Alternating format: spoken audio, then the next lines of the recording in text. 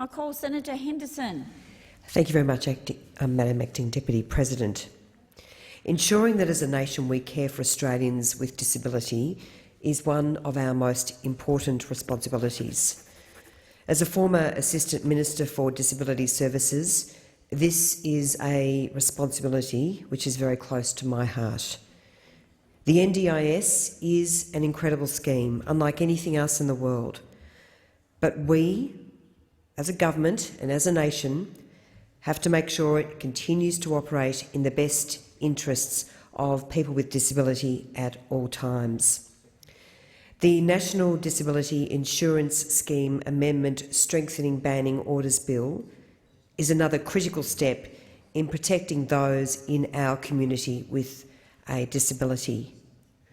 We've heard in this debate this morning some shocking stories of people with disability who have died as a result of horrific neglect, including Anne-Marie Smith.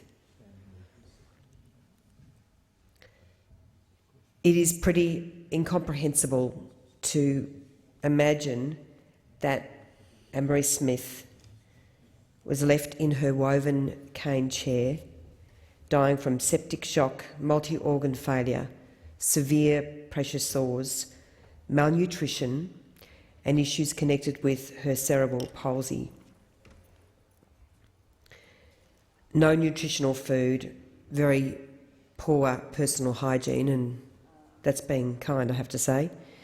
And the 68-year-old woman who cared for Ms Smith has been charged with her manslaughter, and I do note that the coronial and criminal investigation into this death is continuing.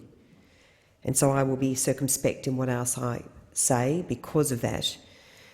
But the criminal law has stepped in now and has charged the carer of Anne-Marie Smith.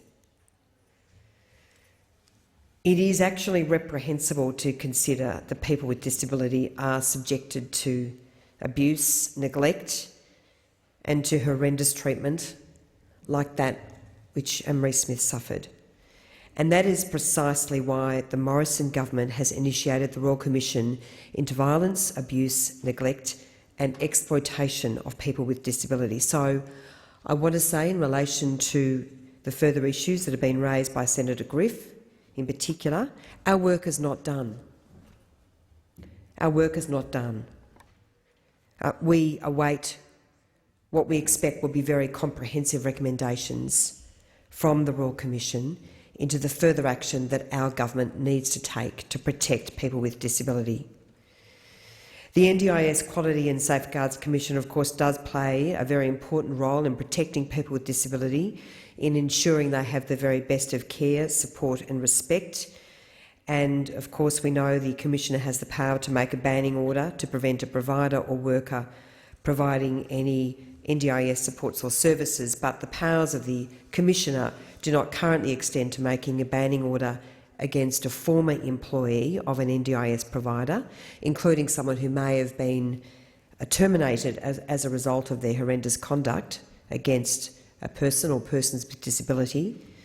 And also currently the NDIS Commissioner does not have the power to impose a banning order against a provider which has left the sector, and this includes providers which may have closed down their operations as a result of conduct, grievous conduct, including, of course, violence, abuse, neglect or exploitation against persons with a disability, so as to avoid a banning order being made against them. So this bill is a very important initiative in that it does fix this to ensure the NDIS Commissioner has the power to make a banning order, even if the employer or provider has left the NDIS. The bill also provides that the Commissioner has the power to make a preemptive banning order against a person or provider identified as unsuitable to work in the disability sector as a result of their actions in other sectors, such as in aged care or childcare. Importantly, these amendments also compel the NDIS Commissioner to publish details of every banning order on the NDIS provider register. This is a very important measure, And that's why the Parliamentary Joint Committee Human Rights Committee, which I chair, rejected the legal advice provided to the committee and found that despite the privacy issues, this measure was a very, very important measure, the publication of banning orders, and was in the context of international human rights law a permissible limitation in that it was reasonable, necessary and proportionate. Madam Acting Deputy President, the Morrison government is implementing the most substantial package of reforms to the NDIS since its establishment, whilst at the same time we have continued to deliver very significant and immediate improvements to the NDIS.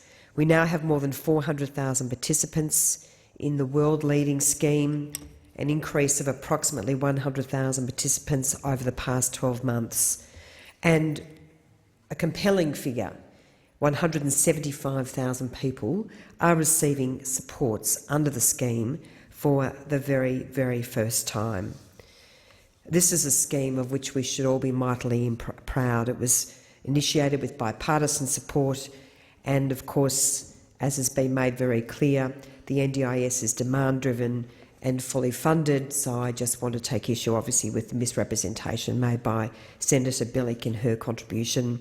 As part of the 2020 budget, the government has announced a further $3.9 billion for the NDIS over the forward estimates to reflect the demand for the NDIS into the future, which will see an increase of 14.5% in NDIS funding between 2021 and 21-22. So, as I say, this bill is another important reform for the NDIS, a world-leading scheme, and it reflects the very important responsibility that we as a government have to protect people with disability. And I commend this bill to the Senate. Thank you. Thank you, Senator. Senator Brown. Thank you, Madam Acting Deputy